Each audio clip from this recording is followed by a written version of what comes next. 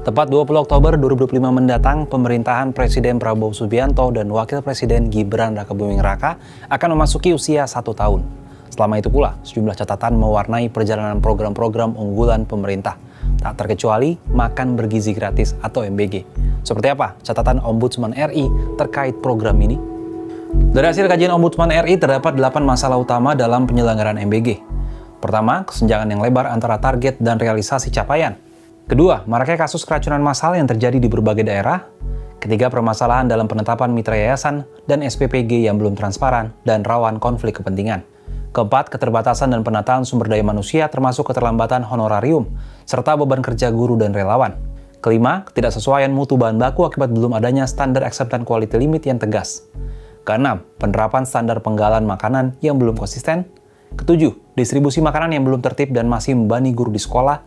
Dan catatan ke-8, soal sistem pengawasan yang belum terintegrasi, masih bersifat reaktif, dan belum sepenuhnya berbasiskan data. Terkait hal ini, anggota Ombudsman RI, YK Hendra Fatika mengungkapkan, ke-8 permasalahan bisa menimbulkan risiko turunnya kepercayaan publik, bahkan memicu kekecewaan serta kemarahan masyarakat. Oleh karena itu, ia menilai perlu langkah perbaikan yang cepat, terukur, dan transparan, agar tujuan utama MBG sebagai wujud kehadiran negara dalam melindungi dan mensejahterakan rakyat tetap terjaga.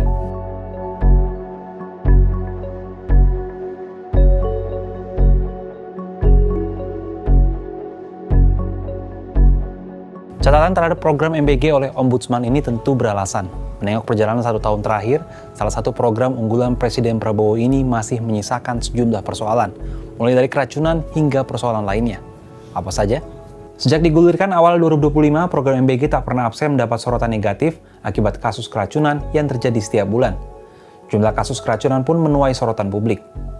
Pada Rabu 24 September 2025 misalnya, terjadi kasus keracunan di wilayah Kabupaten Bandung Barat, Jawa Barat yang jumlahnya hampir mencapai 1.000 siswa, mulai dari tingkat sekolah dasar hingga sekolah menengah atas. Mereka dirawat di berbagai tempat. Selain Rumah Sakit Umum Daerah Cililin, ada juga yang dirawat di Puskesmas Ciamplas, Puskesmas Cipongkor, dan Gor Cipongkor. Kasus serupa juga terjadi di Kabupaten Banggai, Kepulauan Sulawesi Tengah, di mana setidaknya 157 siswa dari tingkat SD, SMP, SMA, dan SMK keracunan setelah mengonsumsi makan bergizi gratis pada Rabu 17 Agustus 2025. Penyebab keracunan diduga berasal dari menu lauk ikan cakalang yang tidak layak konsumsi. Badan Gizi Nasional atau BGN pun mencatat, sepanjang Januari sampai 25 September 2025, sudah terjadi 70 kasus keracunan dengan 5.914 korban.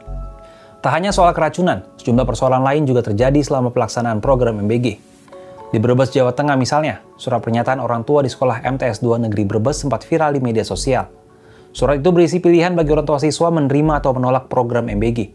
Jika menerima, mereka diminta tidak menuntut sekolah ataupun panitia penyelenggara jika terjadi insiden keracunan.